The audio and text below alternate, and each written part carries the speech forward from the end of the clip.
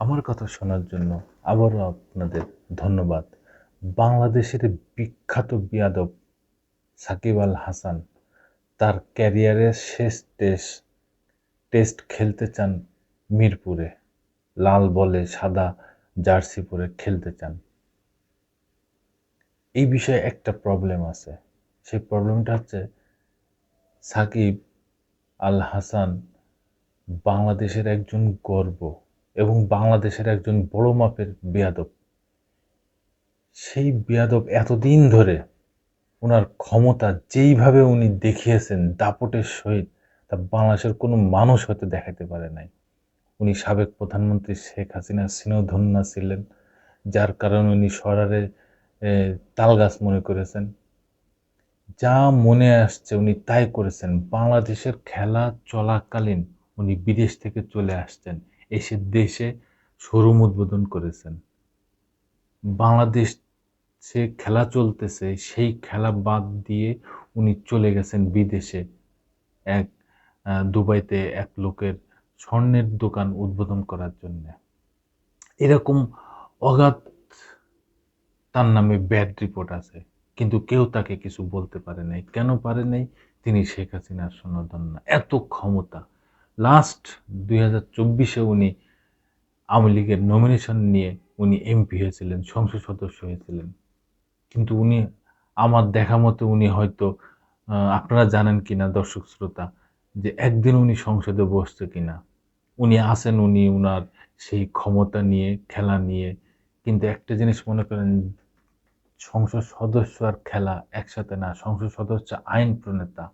বাংলাদেশে আইন করতে গেলে সংসদ অধিবেশনে তার থাকা লাগবে, বসা লাগবে। কিন্তু এ কোন সংসদ বাংলাদেশে দেখাইলো শেখ হাসিনা, যে শুধু ঘুরেই বেড়ানো লাগে আর ক্ষমতার অপব্যবহার করানো লাগে, আর মাসে মাসে বসে বসে টাকা ইনকাম করা লাগে, স্যালারি পাইতে হয়।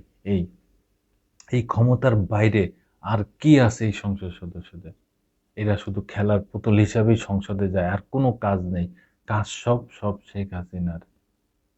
এ কোন সংসদ? পৃথিবীতে এরম সংসদ মনে হয় আর নেই। সেই বিখ্যাত আমাদের বীরপুরুষ সাকিব আল হাসান এইবার টেস্ট ক্যারিয়ার থেকে বিদায় নিতে চাচ্ছেন। সেই টেস্ট ক্যারিয়ার এখন ভারতে চলতেছে, কানপুরে। তিনি বিদায় নিতে চাচ্ছেন। বাংলাদেশে দক্ষিণ আফ্রিকার সাথে সামনের মাসে খেলা আছে। সেই টেস্ট সিরিজ থেকেই উনি বিদায় নিতে চান, বাংলাদেশ থেকেই। কিন্তু তাকে নিরাপত্তা দিতে হবে। তাকে প্রতিশ্রুতি দিতে হবে খেলা শেষে তিনি বাংলাদেশ থেকে যেন একদম নিরাপদে নির্বিঘ্নে বেরিয়ে যেতে চান। আরে ভাই, এটা আপনার দেশ, আপনার নিজের দেশ। সেই দেশেই আপনি এখন রোহিঙ্গাদের মতো, আপনি সেই দেশের কাছেই এখন বলতেছেন যে আমাকে নিরাপদে নির্বিঘ্নে বেরিয়ে যেতেন। ভাই, যখন ক্ষমতায় ছিলেন, যখন পপুলারিটি ছিল আপনার, তখন আপনি ঠিক মতো চলেন নাই, আপনার চলাফেরা ঠিক ছিল না। এখন সেই বাংলাদেশ আপনার শত্রু হয়ে গেল। যদি বাংলাদেশ আপনাকে নিরাপত্তা দেয় তাহলে আপনি মিরপুরে খেলবেন, না হলে খেলবেন না। এই হচ্ছে অবস্থা। কানপুর যে টেস্ট চলতেছে ভারতের সাথে, সেই টেস্ট থেকেই আপনি অবসর গ্রহণ করবেন, টেস্ট ম্যাচ থেকে। এই বিষয়ে বিসিবি সভাপতি আবার বলছেন, কারোর ব্যক্তিগত নিরাপত্তার দায় বিসিবি নেয় না, সেটা সরকার বহন করে নিরাপত্তার দায়। কি হবে না হবে সেটা সরকার ভালো জানে, বিসিবি জানে না। একদম মোক্ষম জবাব দিয়েছেন। এতদিন ও যেই বেয়াদবিগুলো করে আসছে, তার একটা প্রতিবাদও সেই এক এক ধারে যেই বিসিবি সভাপতি ছিল পাপন, তিনি করেন নাই। অথচ তিনি দীর্ঘদিন বিসিবি সভাপতি থেকে উনি তার জায়গা অলঙ্কিত করেছেন। কি মানে অপরাধ, কি অন্যায়, কি দুর্নীতি যে এইভাবে চলেছে শেখ হাসিনার আমলে প্রতিটা সেক্টরে, তা মানুষ বিরক্ত, অতিষ্ঠ, তিক্ত হয়ে গেছে। এই বিষয়ে কালবেলা একটা নিউজ করছে, কি বলছে একটু শুনেন। দেশের মাটিতেই ক্যারিয়ারের শেষ টেস্ট খেলতে চান সাকিব আল হাসান। আগামী মাসে 2 ম্যাচের টেস্ট সিরিজ খেলতে বাংলাদেশ সফরে আসবে দক্ষিণ আফ্রিকা। হত্যা মামলা মাথায় নিয়ে দেশে ফেরার ব্যাপারে শঙ্কিত সাকিব। এই কারণে তিনি বিসিবির কাছে পর্যাপ্ত নিরাপত্তা চেয়েছেন। তবে বোর্ড প্রধান ফারুক আহমেদ জানিয়েছেন, কারোর ব্যক্তিগত নিরাপত্তার দায়িত্ব নেওয়ার সামর্থ্য তাদের নেই। বৃহস্পতিবার 26শে সেপ্টেম্বর বোর্ড সভা শেষে সংবাদ সম্মেলনে ফারুক বলেন, বিসিবি প্রধান বলেন, বিসিবি কোনো এজেন্সি না, পুলিশও না, র্যাবও না, আর্মিও না। সরকারের তরফ থেকে নিরাপত্তার ব্যাপারটি আসতে হবে। সাকিব যদি এখান থেকে শেষ টেস্ট খেলতে পারে, ওর মতো আমিও বিশ্বাস করি এর থেকে ভালো কিছু হতে পারে না। তিনি বলেন, নিরাপত্তার ব্যাপারটা 2 রকম। একটা হচ্ছে আইনি, আরেকটা হচ্ছে দর্শকের বিষয়।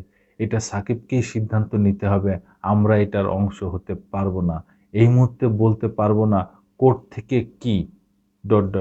আর ব্যক্তিগত কোনো মানুষকে নিরাপত্তা দেওয়ার সামর্থ্য আমাদের নেই। এক প্রশ্নের জবাবে তিনি বলেন, সাকিব এই মুহূর্তে তার জীবনের খুব বাজে সময় পার করছে। তাকে বোঝানোর চেষ্টা করিনি। সে মনে করেছে অবসর নেওয়ার এটাই সঠিক সময়। আমি তার সিদ্ধান্তকে সম্মান জানাই। আমার দিক থেকে ওর জন্য খুব বেশি কিছু বলার নাই। এর আগে আন্তর্জাতিক ক্যারিয়ারে ইতি টানার ঘোষণা কানপুরে সাকিব জানান, এটা আমার ইচ্ছা, মিরপুরে খেলে বিদায় নেওয়া। আমি বিসিবিকে জানিয়েছি, তারাও একমত হয়েছেন। তারা যদি আমাকে নিরাপদে মিরপুরে খেলার সুযোগ দেন ও দেশ থেকে বাইরে যাওয়ার পরিস্থিতি করে দেন, তাহলে দক্ষিণ আফ্রিকার বিপক্ষে মিরপুর টেস্ট পর্যন্ত খেলতে চাই। দেখেন, এই সাকিবুল হাসান আমাদের দেশের গর্ব, বিশাল একটা গর্ব আমাদের দেশে। সারা বিশ্বে সাকিবের জন্য আমাদের মান সম্মান উঁচু হয়েছে। আবার তার কারণে, তার বেয়াদবির কারণে আমাদের দেশের মাথা নিচু হয়েছে। কিন্তু তারপরেও সে দীর্ঘদিন সে ক্রিকেটে খেলে গেছে। ক্রিকেটকে অনেক কিছুই দিয়েছেন সাকিব। আবার সাকিবকেও ভরে, দুই হাত ভরে দিয়েছেন বাংলাদেশের এই ক্রিকেট সাকিবকে। আজকে সাকিব সারা বিশ্বে উজ্জ্বল নক্ষত্র হয়ে আছে এই ক্রিকেটের কারণে। এই বাংলাদেশের আপামর সাধারণ জনগণ তার ভক্ত। তাকে এমন কোনো ব্যাপারে উৎসাহ দেওয়া হয়নি যে তিনি বলতে পারবেন না। প্রতিটা মুহূর্তে তাকে উৎসাহ দিয়েছেন, তাকে সহযোগিতা করেছেন এই বাংলাদেশ সাধারণ মানুষ। কিন্তু উনি সেই সম্মান রাখেন নাই। উনি ব্যস্ত ছিলেন শুধু টাকার জন্যে, উনি ব্যস্ত ছিলেন ক্ষমতার জন্যে। উনি টাকাও পেয়েছেন, ক্ষমতাও পেয়েছেন। কিন্তু এই বাংলাদেশের মানুষ তাকে আর গ্রহণ করবে না, এটাই আশা করি। ধন্যবাদ। আবার আসবো নতুন কোনো কথা নিয়ে, নতুন কোনো ঘটনা নিয়ে। আমি প্রিন্স।